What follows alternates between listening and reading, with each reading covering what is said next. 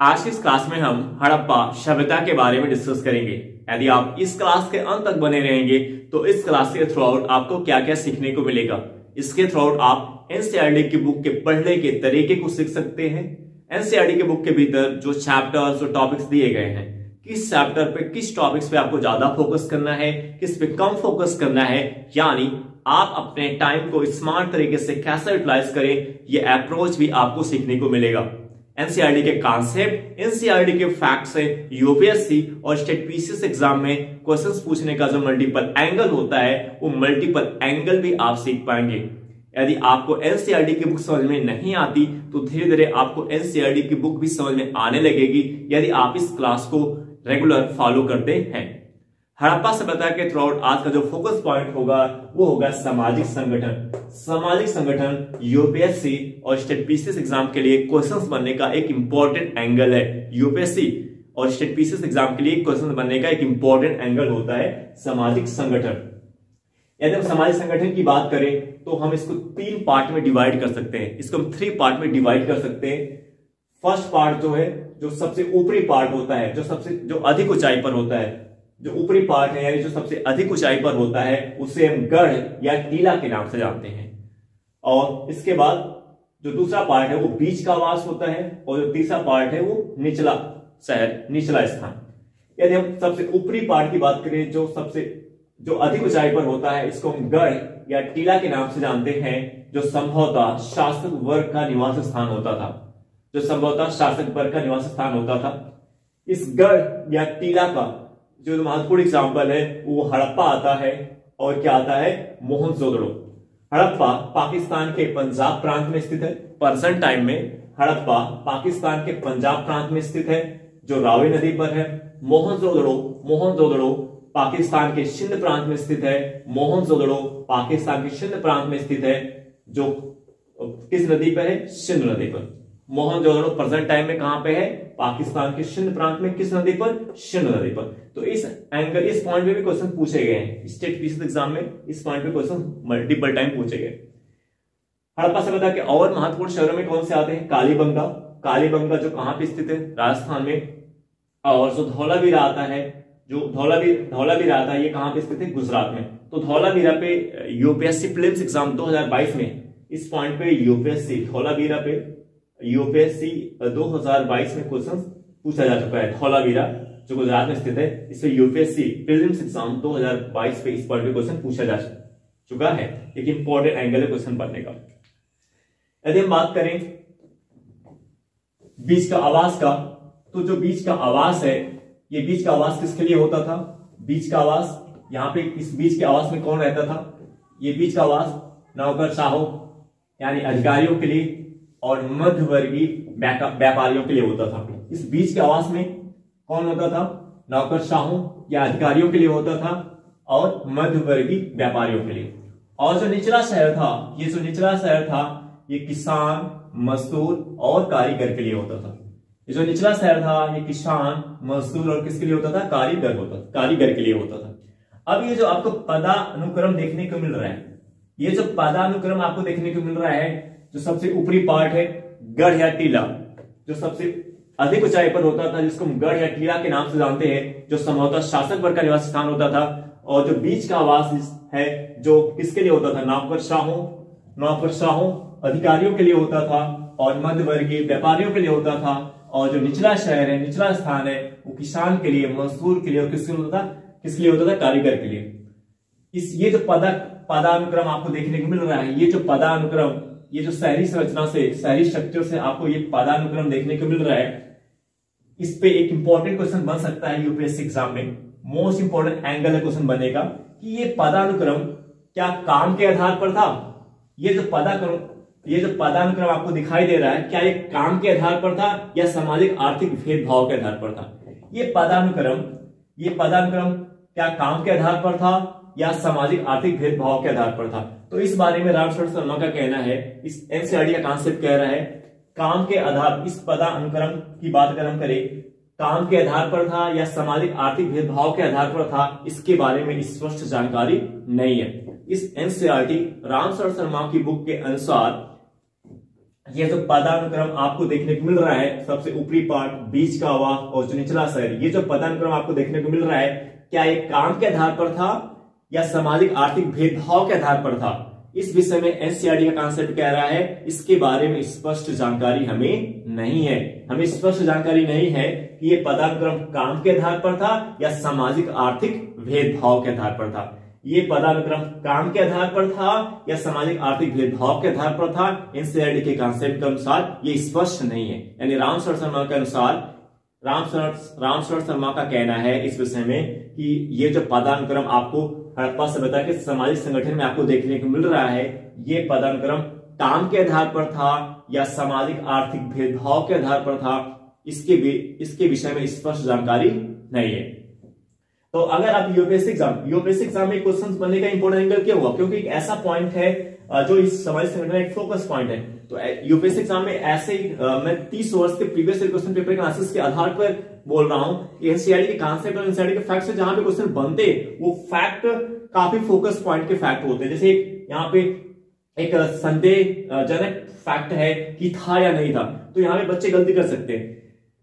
तो यहाँ पे क्वेश्चन स्टेटमेंट में डाल दिया, उसने डाल दिया कि हड़प्पा सभ्यता में सामाजिक संगठन में जो पदानुक्रम था वो काम के आधार पर था, काम के आधार पर था। तो ये स्टेटमेंट क्या हो जाएगा? गलत हो जाएगा। अगर आपके सम्मुख यूपीएससी प्रीलिम्स एग्जाम में स्टेटमेंट आता है कि हड़प्पा सभ्यता के सामाजिक संगठन में जो पदानुक्रम था वो काम के आधार पर था, दूसरे में लिखता है सामाजिक आर्थिक भेदभाव के आधार पर था, तो ये स्टेटमेंट क्या हो जाएगा? गलत हो जाएगा। क्योंकि आप क्या कह रहे हो कि हड़प्पा सभ्यता में इन सामाजिक संगठन में जो पदानुक्रम आपको देखने को मिल रहा है, इसके बारे में स्पष्ट जानकारी नहीं है कि ये काम के आधार पर था कि सामाजिक आर्थिक भेदभाव के आधार पर था। ये इस पॉइंट को माइंड में आप बैठा के जाए अच्छे से क्लियर। इसी तरीके से आप जब एनसीईआरटी की बुक पढ़े तो यही अप्रोच लगाए, जब कोई ऐसा फैक्ट आपको दिख रहा है कि जो लग रहा है कि मतलब इस टाइप के फैक्ट्स हैं, तो वहां पे ज्यादा ध्यान देने की जरूरत है, क्योंकि वहां से क्वेश्चन बनने की पॉसिबिलिटी ज्यादा होती है। ये किस बेसिस पे मैं कह रहा हूँ? 30 वर्ष के प्रीवियस क्वेश्चन पेपर के आधार के बेसिस पे मैं कह रहा हूँ। और जैसे जैसे आप प्रीवियस क्वेश्चन पेपर आप सॉल्व करते रहेंगे, तो वैसे आपका दिमाग भी सेट हो जाएगा, माइंड सेट हो जाएगा। जब आप एनसीईआरटी कॉन्सेप्ट पढ़ेंगे, फैक्ट पढ़ेंगे, तो आपके दिमाग में ये चीज क्लिक करेगी, अच्छा इससे इस एंगल से क्वेश्चन बन सकता है, अच्छा इससे इस रूप में क्वेश्चन के रूप में पूछा जा सकता है। जब आप एनसीईआरटी के कॉन्सेप्ट को पढ़ते समय, फैक्ट को पढ़ते समय ये अप्रोच जब आप अपनाने लगेंगे, तो आपके क्वेश्चन के गलत होने की पॉसिबिलिटीज कम हो जाएगी। तो वो फैक्ट और कॉन्सेप्ट आपके दिमाग में अच्छी तरीके से बैठ भी जाएंगे। अब नेक्स्ट पॉइंट अगर हम बात करें शहरों की स्मारक, ये जो हड़प्पा, मोहनजोदड़ो, कालीबंगा, धौलावीरा जो गुजरात में स्थित है, यहां से जो शहरों के स्मारक आपको देखने को मिलते हैं, इन स्थलों के जो शहरों के स्मारक हैं, शहरों के स्मारक यानी जो यहाँ पे ईंटों की विशाल संरचना आपको देखने को मिलती है, यहाँ पे जो ईंटों की विशाल संरचना आपको देखने को मिलती है, इससे क्या क्या क्लियर होता है? अगर ईंटों की विशाल संरचना की बात करें तो इसमें क्या क्या आता है? एक मंजिला या दो मंजिला इमारतें आती हैं, एक मंजिला, दो मंजिला, तीन मंजिला, चार मंजिला इमारतें आती हैं। गढ़ या टीला आता है, गढ़ या टीला आता है। ईंटों की विशाल संरचना में क्या आता है? गढ़ या टीला आता है, जो संभवतः किसका निवास स्थान होता था? शासक वर्ग का। और इस गढ़ या टीले में एक महत्वपूर्ण स्थल आपको क्या देखने को मिलता है? महान शरणागार। इस गढ़ या टीला में एक महत्वपूर्ण स्थल आपको क्या देखने को मिलता है? महान शरणागार देखने को मिलता है, जो एक बड़ा तालाब होता था, संभवतः इसको धार्मिक उद्देश्यों के लिए इसका प्रयोग किया गया होगा। जैसे आज भी आप देखते होंगे बहुत से ऐसे शहर हैं भारत के जहां पे जो धार्मिक स्थल है, जहां पे बड़े तालाब, इस तरीके के महान शरणागार आपको देखने को मिलेंगे, जहां पे लोग स्नान करने के लिए जाते हैं। तो ये जो महान शरणागार है, यानी जो बड़ा तालाब होता था, वो इस गढ़ या टीले में स्थित होता था। तो ये जो महान शरणागार या तालाब आपको किसके गढ़ में देखने को मिलता है? किसके गढ़ या टीले में देखने को मिलता है? मोहनजोदड़ो के गढ़ या टीले में देखने को मिलता है। ये जो महान शरणागार है, ये किसकी महत्वपूर्ण संरचना थी? मोहनजोदड़ो की। ये जो महान शरणागार है, ये मोहनजोदड़ो की महत्वपूर्ण संरचना थी, जो एक क्या होता था? बड़ा तालाब होता था। इसी प्रकार का एक बड़ा तालाब हमें कहां पे देखने को मिलता है? धौलावीरा गुजरात में भी हमें इसी प्रकार का एक बड़ा तालाब देखने को मिलता है। धौलावीरा गुजरात में भी हमें इसी प्रकार एक बड़ा तालाब देखने को मिलता है, जिसकी तुलना इस महान शरणागार से की जाती है। जिसकी तुलना इस महान स्नानागार से की जाती है। और वो कौन सा स्थल है? एक स्थल आपने सीखा, एक स्थल सीखा। अगर एनसीईआरटी के कॉन्सेप्ट में अगर आपको ये सीखने को मिलेगी कि ये लोकेशन ये पॉइंट है, ये लोकेशन ये पॉइंट, तो क्लियर होना चाहिए कि अच्छा इसमें है तो इसी 2 प्लेस में है और अदर जगह पे नहीं। तो यहाँ पे आप क्लियरली आप देख सकते हैं कि महान स्नानागार यानी जो एक बड़ा तालाब होता था उसका, वो किसकी महत्वपूर्ण संरचना थी? मोहनजोदड़ो की महान महत्वपूर्ण संरचना थी। हड़प्पा सभ्यता के स्थलों में महान स्नानागार या जो बड़ा तालाब होता था वो किसकी विशेषता थी? मोहनजोदड़ो की विशेषता थी। इसी प्रकार क्या कोई और ऐसा स्थल है जहां पे आपको इस प्रकार का बड़ा तालाब देखने को मिल रहा है? यस, वो कौन सा स्थल है? धौलावीरा, जहां पे आपको एक बड़ा तालाब देखने को मिलता है जिसकी तुलना इस महान स्नानागार से की जाती है। और ये धौलावीरा कहां पे स्थित है? गुजरात में। इस प्रकार एनसीईआरटी के कॉन्सेप्ट से क्लियर हो गया कि हड़प्पा सभ्यता के 2 ऐसे स्थल है जहां से हमें महान स्नानागार का एविडेंस साक्ष्य प्राप्त होता है। एक है मोहनजोदड़ो, एक कौन सा है? मोहनजोदड़ो है, और एक कौन सा? धौलावीरा। हड़प्पा सभ्यता यानी रामशरण शर्मा की बुक इस ओल्ड एनसीईआरटी प्राचीन भारत को पढ़ने से क्या एक कंसेप्ट सीखने को मिल रहा है कि हड़प्पा सभ्यता के स्थलों में 2 ऐसे महत्वपूर्ण स्थल हैं जहां से हमें महान स्नानागार के एविडेंस प्राप्त होते हैं। एक कौन सा है? मोहनजोदड़ो, एक कौन सा है? धौलावीरा। मोहनजोदड़ो पाकिस्तान के सिंध प्रांत में स्थित है, धौलावीरा गुजरात में स्थित है। तो ये अब आपके दिमाग में बैठ जाना चाहिए। यानी जब भी कभी इस पे आपसे क्वेश्चन पूछता है कि निम्नलिखित में से किन स्थलों पर आपको महान स्नानागार के एविडेंस प्राप्त होते हैं, तो उस आंसर में अगर मोहनजोदड़ो होगा तो मोहनजोदड़ो सही होगा। अगर केवल धौलावीरा को डाला गया ऑप्शन तो धौलावीरा सही होगा। अब देखिए यहाँ पे 2 स्थल से आपको महान स्नानागार के साक्ष्य प्राप्त हो रहे हैं, एक मोहनजोदड़ो से, एक धौलावीरा से। तो इससे क्वेश्चन बनने के 2 एंगल हैं। एक एंगल होगा जब केवल ऑप्शन में या तो मोहनजोदड़ो को रखा जाएगा या तो धौलावीरा को रखा जाएगा। एक एंगल क्या होगा? जब आंसर में 4 आंसर में से एक आंसर या तो मोहनजोदड़ो को रखा जाएगा या तो धौलावीरा को रखा जाएगा, यानी दोनों को एक साथ ही रखा जाएगा, क्योंकि दोनों को एक साथ रख दिया जाएगा और 4 ही ऑप्शन है। 4 ऑप्शन में धौलावीरा भी डाल दिया, मोहनजोदड़ो भी डाल दिया। तो इस एंगल से क्वेश्चंस तब आपके लिए डिफिकल्ट हो जाएगा या क्वेश्चंस विवाद का प्रश्न बन जाएगा। यानी एक ही डालेगा, क्योंकि एक ही ऑप्शन अगर सेलेक्ट करना है तो एक ही रहेगा, या तो मोहनजोदड़ो रहेगा या तो धौलावीरा रहेगा। दूसरा एंगल क्या होगा? दूसरा एंगल ये होगा कि वो दोनों को डाल सकता है। धौलावीरा को डाल दिया, मोहनजोदड़ो को डाल दिया, हड़प्पा को डाल दिया, कालीबंगा को डाल दिया। अब नीचे आंसर में दे दिया 1 2 correct, 2 third correct, 1 2 third correct, all correct, इस तरीके से। तो कौन सा करेक्ट होगा? फिर से एक बार देखिए, दूसरा एंगल क्वेश्चन बनने का क्या है कि उसने डाल दिया कि निम्नलिखित में से किन हड़प्पा स्थलों से हमें महान स्नानागार की जानकारी प्राप्त होती है। उसने पहला लिखा मोहनजोदड़ो, दूसरा लिखा धौलावीरा, तीसरा लिखा हड़प्पा, 4th ऑप्शन लिखा कालीबंगा। अब नीचे आंसर कह रहा है 1 and 2 correct, 1 and 2 correct. Second ऐसा लिख रहा है 2 and 3rd लिख रहा है 1 2 3rd, और 4th ऑप्शन लिख रहा है ऑल करेक्ट। तो कौन सा आंसर सही होगा? फर्स्ट एंगल, यानी जिसमें 1 and 2 है, यानी जिसमें मोहनजोदड़ो होगा, जिसमें धौलावीरा होगा, वो आंसर क्या होगा? सही होगा। तो 2 एंगल है इस पॉइंट पे क्वेश्चन बनेगा। इसी प्रकार जब आप एनसीईआरटी के कॉन्सेप्ट और फैक्ट को पढ़े तो वहां पे एंगल देंगे। इस एंगल से जब ये एक स्मार्ट अप्रोच होता है पढ़ने के, ये एंगल जब अप्लाई करके पढ़ोगे, और ये एंगल आपके अंदर कब आएगा? जब बार बार आप प्रीवियस ईयर क्वेश्चन पेपर को सॉल्व करोगे या टेस्ट सीरीज सॉल्व करोगे, तब आपके अंदर ये एंगल सेट हो जाएगा। और इसी कारण से हम इस अपने YouTube चैनल पर एक series previous year question paper के एनालिसिस की भी रखे हुए, ताकि आप उसके थ्रू आउट आप क्वेश्चन पूछने की जो मल्टीपल अप्रोच, जो मल्टीपल एंगल होते हैं, यानी यूपीएससी एग्जाम की जो एक सही दिशा में रहकर तैयारी करने होते हैं, जो मल्टीपल एंगल होते हैं यूपीएससी एग्जाम में क्वेश्चन बनने के, वो एंगल आपके दिमाग में सेट हो जाए।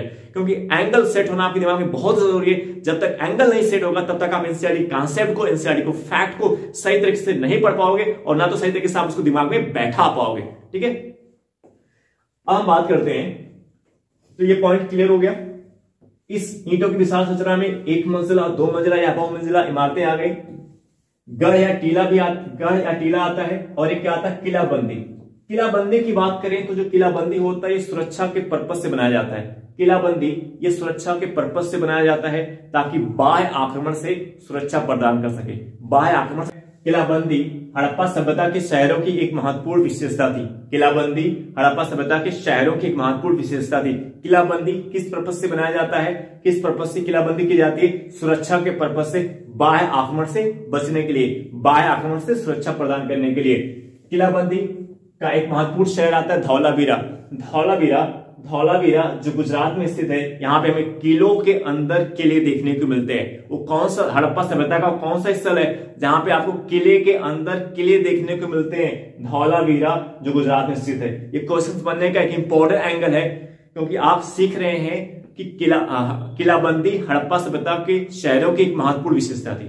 किलाबंदी हड़प्पा सभ्यता के शहरों की एक महत्वपूर्ण विशेषता थी, जो सुरक्षा के पर्पज से, बाह्य आक्रमण से सुरक्षा के पर्पज से बनाया जाता था। इसमें एक स्थान हड़प्पा सभ्यता का है धौलावीरा जो गुजरात में स्थित है। यहाँ पे हमें किलों के अंदर किले देखने को मिलते हैं। तो हड़प्पा सभ्यता का कौन सा स्थल है जहां पे आपको किलों के अंदर किले देखने को मिलते हैं? वो कौन सा स्थल है? धौलावीरा, जो कहां पे स्थित है? गुजरात। ठीक है। अब नेक्स्ट पॉइंट अगर हम बात करें तो ईंटों की विशाल संरचना में एक आता है अन्नागार जो जहां पे अनाज का भंडारण किया जाता था। अन्नागार जहां पे अनाज का भंडारण करते थे। अन्नागार के 3 महत्वपूर्ण स्थल है। मोहनजोदड़ो से विशाल अन्नागार का एविडेंस प्राप्त होता है। मोहनजोदड़ो से विशाल अन्नागार का एविडेंस प्राप्त होता है। हड़प्पा से प्राप्त होता है, कालीबंगा से प्राप्त होता है। हड़प्पा सभ्यता के 3 ऐसे स्थल है। हड़प्पा सभ्यता के 3 ऐसे स्थल है जहां से हमें अन्नागार के साक्ष्य प्राप्त होते हैं, एविडेंस प्राप्त होते हैं। वो कौन सा है? मोहनजोदड़ो, हड़प्पा और कालीबंगा। तो ये क्वेश्चन बनने का इंपॉर्टेंट एंगल हो सकता है कि हड़प्पा सभ्यता के कौन से स्थल है जहां से हमें अन्नागार के एविडेंस साक्ष्य प्राप्त होते हैं। एक है मोहनजोदड़ो, कालीबंगा और क्या है? हड़प्पा। मोहनजोदड़ो, हड़प्पा, कालीबंगा से हमें अन्नागार के एविडेंस प्राप्त होते हैं। मोहनजोदड़ो से विशाल अन्नागार का साक्ष्य प्राप्त होता है। मोहनजोदड़ो से विशाल अन्नागार का साक्ष्य प्राप्त होता है। इसके साथ कहां से प्राप्त होता है? हड़प्पा से प्राप्त होता है और कालीबंगा से प्राप्त होता है। इस ईंटों की विशाल संरचना में अभी आपने देखा 1 मंजिला या 2 मंजिला या 3 मंजिला जो इमारतें होती थी, यहाँ पे 1 से 12 तक के कमरों की संख्या, यानी कुछ इमारतें ऐसी होती थी जिसमें 1 कमरे होते थे, कुछ में 2 कमरे, कुछ 3 कमरे वाली इमारत, 4 कमरे वाले, 5 कमरे वाले, और कुछ ऐसे भी इमारतें थी जो कितने कमरे की होती थी? 12 तक, यानी 12 कमरे के भी मकान होते थे, हाउस होते थे। 1 से 12 तक कमरों की संख्या, यानी कुछ घरों में कुछ घर 1 कमरे वाले होते थे, 2 कमरे वाले, 3 कमरे वाले भी होते थे, 4 कमरे वाले भी होते थे, 10 कमरे वाले भी होते थे और 12 कमरे वाले भी होते थे। यहाँ पे हम देख रहे हैं कि 1 से 12 तक के कमरों की संख्या हमें देखने को मिलती है। यानी इस प्रकार जो ये विभिन्न आवासीय संरचना, ये जो 1 से 12 तक के कमरों की संख्या, यानी ये जो विभिन्न आवासीय संरचना है, ये इससे हमें किसका संकेत मिल रहा है? इससे हमें किसका संकेत मिल रहा है? सामाजिक भेदभाव का संकेत मिल रहा है। इससे हमें किसका संकेत मिल रहा है? सामाजिक भेदभाव का संकेत मिल रहा है। हड़प्पा सभ्यता में सामाजिक भेदभाव का संकेत मिल रहा है। अब ये लाइन तो रटना नहीं है कि आपने रट लिया कि विभिन्न आवासीय, हड़प्पा सभ्यता में हमें विभिन्न आवासीय संरचना देखने को मिलती है, ये रटना नहीं है। अगर आप इस फैक्ट के बेसिस पे आप कह रहे हैं कि इस प्रकार दिख रहा है, इस फैक्ट के बेसिस पे आप कह सकते हैं कि हड़प्पा सभ्यता में आपको विभिन्न आवासीय संरचना देखने को मिल रही है, तो आपके दिमाग में ये फिर क्वेश्चन उठना चाहिए कि इससे क्या क्लियर हो रहा है? क्या हम अनुमान लगा सकते हैं? इससे हमें क्या संकेत मिल रहा है? इससे हमें संकेत मिल रहा है कि हड़प्पा सभ्यता में सामाजिक भेदभाव का हड़प्पा सभ्यता में सामाजिक भेदभाव का संकेत मिलता है। तो ये क्वेश्चन बनने का इंपॉर्टेंट एंगल हो जाएगा। ठीक है, यूपीएससी एग्जाम के लिए, यूपीएससी प्रीलिम्स एग्जाम के लिए इंपॉर्टेंट एंगल है कि यहां से हमें क्या सीखने को मिल रहा है कि हड़प्पा सभ्यता में हमें सामाजिक भेदभाव के संकेत मिलते हैं। अगर आपके समूह की स्टेटमेंट आता है कि हड़प्पा सभ्यता में किसी भी प्रकार का सामाजिक भेदभाव नहीं था, क्योंकि यूपीएससी एग्जाम में जो सीधा आप पढ़ के जाते हो सीधे क्वेश्चन नहीं आता। आप सोचो कि जैसे हम फैक्ट पढ़ के आ रहे हो वैसे फैक्ट सीधा आ जाए, ऐसा नहीं आएगा। उसमें थोड़ा सा चेंज करता, थोड़ा सा टर्न कर देता ताकि आप कंफ्यूज हो जाएं। तो इस फैक्ट को आप रामशरण शर्मा की बुक के अकॉर्डिंग, इस कॉन्सेप्ट के थ्रू आपको यह सीखने को मिल रहा है कि हड़प्पा सभ्यता में सामाजिक भेदभाव की शुरुआत हो चुकी थी। रामशरण शर्मा एनसीईआरटी की बुक से आपने क्या सीखा कि हड़प्पा सभ्यता में सामाजिक भेदभाव के संकेत मिलते हैं। अब अगर यूपीएससी एग्जाम में क्वेश्चन में स्टेटमेंट डाल दिया कि हड़प्पा सभ्यता में किसी भी प्रकार के सामाजिक भेदभाव देखने को नहीं मिलते हैं, तो ये स्टेटमेंट क्या हो जाएगा, गलत हो जाएगा। क्योंकि आप क्या सीख के जा रहे हो, आप ये देख रहे हो कि हड़प्पा सभ्यता में हमें सामाजिक भेदभाव के संकेत मिलते हैं। अब इस ईंटों की विशाल संरचना से, ये जो ईंटों की विशाल संरचना है, तो इसमें बड़े पैमाने पर श्रमिकों को यूटिलाइज किया गया होगा, तो इससे हमें श्रमिकों के संगठन का एविडेंस प्राप्त होता है। क्योंकि इतनी ईंटों की जो विशाल संरचना आपको ये देखने को मिल रही है, इसमें बड़े पैमाने पर मजदूरों को, श्रमिकों को लगाया होगा। यानी हमें इससे क्या जानकारी मिल रही है, इससे हमें श्रमिकों के संगठन का पता चलता है। इससे हमें पता चलता है कि शासकों ने बड़े पैमाने पर श्रमिकों को संगठित किया होगा।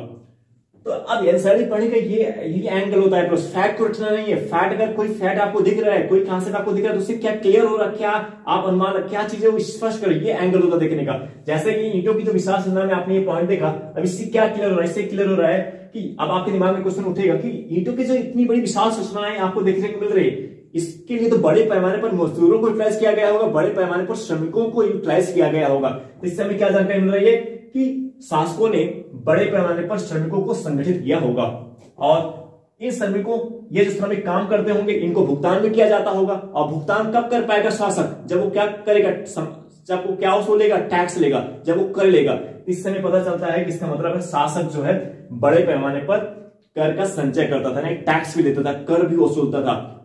हड़प्पा सभ्यता के लोगों से, जो हड़प्पा सभ्यता की शासक है, वो हड़प्पा सभ्यता के लोगों से कर भी वसूलता रहा होगा। क्योंकि इतनी बड़ी संरचना बनाने के लिए आपको बड़े पैमाने पर श्रमिकों की जरूरत पड़ेगी। वो श्रमिक तो फ्री में काम नहीं करेंगे, उन्हें भुगतान भी करना पड़ेगा। भुगतान कब कर पाएगा शासक, जब वो टैक्स लेगा, बड़े पैमाने पर वो क्या वसूलेगा, टैक्स कलेक्ट करेगा। तो इस समय कर संचय की, शासकों द्वारा कर संचय की, टैक्स कलेक्ट करने की, टैक्स लेने की भी एविडेंस साक्ष्य प्राप्त होते हैं। और इस विशाल सूचना से और क्या एविडेंस प्राप्त होता है, ईंटों की विशाल सूचना से और हमें क्या एविडेंस, क्या हम अनुमान लगा सकते हैं, इससे ये भी पता चलता है कि आम लोगों पर शासकों की प्रतिष्ठा, और ये आम लोगों पर, ये जो ईंटों की विशाल संरचनाएं है, ये आम लोगों पर, ईंटों की विशाल संरचना के थ्रू आउट, ये जो गढ़ या टीला है, ईंटों की विशाल संरचना के थ्रू आउट ये जो गढ़ या टीला है, ये आम, इससे यह क्लियर होता है कि ये आम लोगों द्वारा, आम लोगों पर शासकों की प्रतिष्ठा और प्रभाव को भी दर्शाता है। ये ईंटों की जो विशाल संरचनाएं हैं, ये आम लोगों पर शासकों की प्रतिष्ठा और प्रभाव को भी दर्शाता है। तो इस पॉइंट में आप, इस टॉपिक्स में सामाजिक संगठन के थ्रू आउट आपको मल्टीपल एंगल आपको दिख रहे हैं क्वेश्चंस बनने के, जो यूपीएससी और स्टेट पीसी एग्जाम के लिए बहुत जरूरी है। और आपको यहाँ पे ये भी सीखने को मिला कि एनसीईआरटी पढ़ते समय आपका अप्रोच क्या होना चाहिए। जैसे फैक्ट को रटना नहीं है, जैसे हमने ईंटों की विशाल संरचना पढ़ा, तो जो उस संरचना में पढ़ा, तो इन ईंटों की विशाल संरचना से हम उस सोसाइटी के बारे में और क्या जान सकते हैं, इससे हमें क्या निष्कर्ष निकाल सकते हैं, इससे हमें और क्या सीखने को मिल रहा है। तो ईंटों की विशाल संरचना के लिए हमें शासकों ने बड़े पैमाने पर श्रमिकों को संगठित किया होगा, क्योंकि इतनी बड़ी विशाल संरचना बनाने के लिए हमें बड़े पैमाने पर श्रमिकों की जरूरत पड़ेगी। और उन श्रमिकों को, वो श्रमिक फ्री में काम नहीं करेंगे, उन्हें भुगतान भी करना पड़ेगा। भुगतान शासक कब कर पाएगा, कब दे पाएगा, जब सरकार क्या करेगा, बड़े पैमाने पर टैक्स वसूलेगा, टैक्स कलेक्ट करेगा। जैसे आज भी जो सरकारी कर्मचारी हैं, सरकारी अधिकारी हैं, जिनको सरकार पे करती है, वो कहां से पे करती है पैसा, वो जो टैक्स लेती है, जो बड़े बड़े पूंजीपतियों से, बिजनेसमैन से जो टैक्स कलेक्ट करते हैं, उससे से उनको पे किया जाता है। और देश के डेवलपमेंट में, देश के आर्थिक विकास में, सामाजिक विकास में उसको क्या किया जाता है, यूटिलाइज किया जाता है। तो टैक्स एक बड़ा पार्ट होता है, और इसके साथ साथ ये आम लोगों पर शासकों की प्रतिष्ठा और प्रभाव को भी दर्शाता है। ठीक है, आई होप दैट ये क्लास आपको समझ में आई होगी। अब आपसे नेक्स्ट वीडियो मिलेंगे। ओके।